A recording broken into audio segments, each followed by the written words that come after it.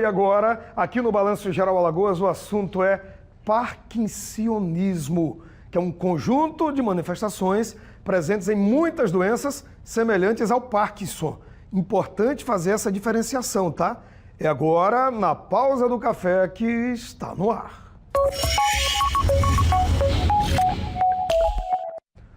Com a gente ao vivo no estúdio da TV Pajuçara, o médico clínico geral e geriatra, doutor Alexandre Brito. Tudo bom, doutor? Tudo ótimo. Bem-vindo, preparamos esse café com muito carinho para o senhor, tá? Bom dia. Tomar um gole, bom dia. Muito obrigado mais uma vez. E vamos falar agora sobre um tema que está muito relacionado ao dia de hoje, né? Hoje é o Dia Mundial de Combate ao AVC. Acabamos de conversar com uma médica neurologista. Doutor, tem o Parkinson e eu acabei de falar na expressão parkinsonismo. Qual é a diferença?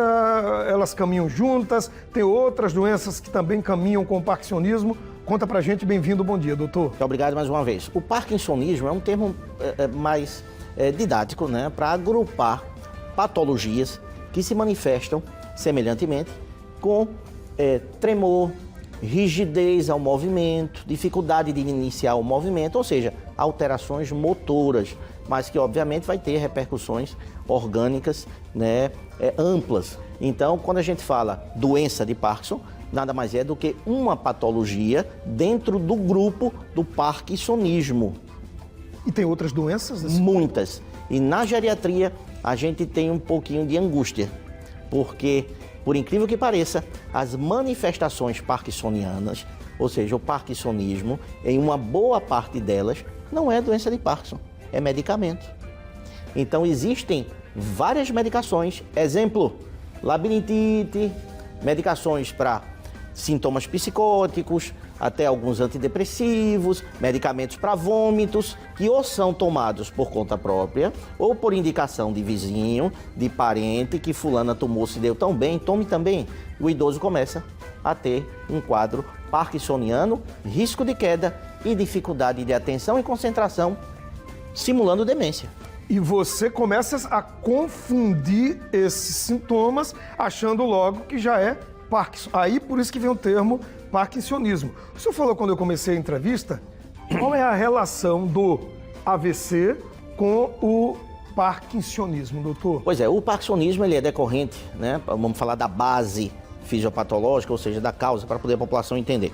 Então, a gente fabrica um neurohormônio, um neurotransmissor muito importante, que é a dopamina, e que tem uma função importante no nosso movimento, né? Ele é fabricado também numa região muito central ali do sistema nervoso, né? São núcleos cerebrais, né? Uma área que a gente chama de rede estriada. Então, se existir qualquer obstáculo, qualquer lesão nessa área onde se fabrica a dopamina não vai ser fabricada na quantidade que a gente precisa e a gente vai ficar com uma deficiência, uma alteração de movimento tipo Parkinson.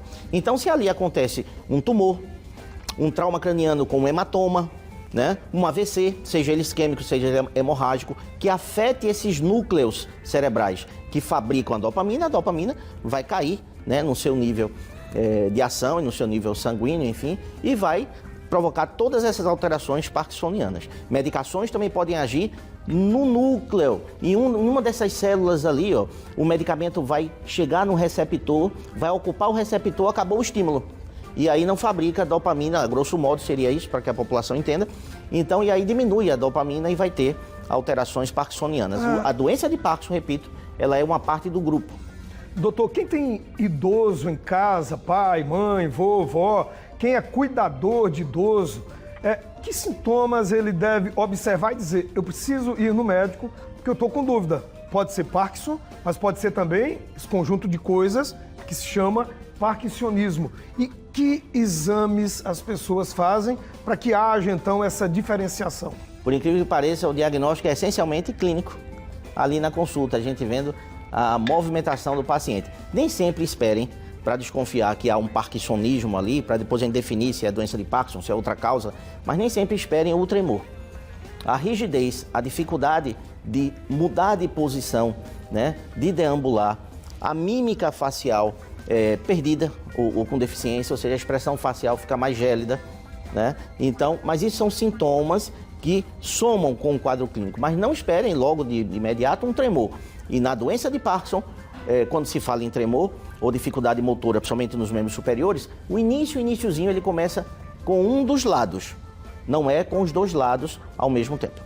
Doutor, tem como prevenir, só para a gente fechar e trazer essa boa notícia? Há como ou não tem?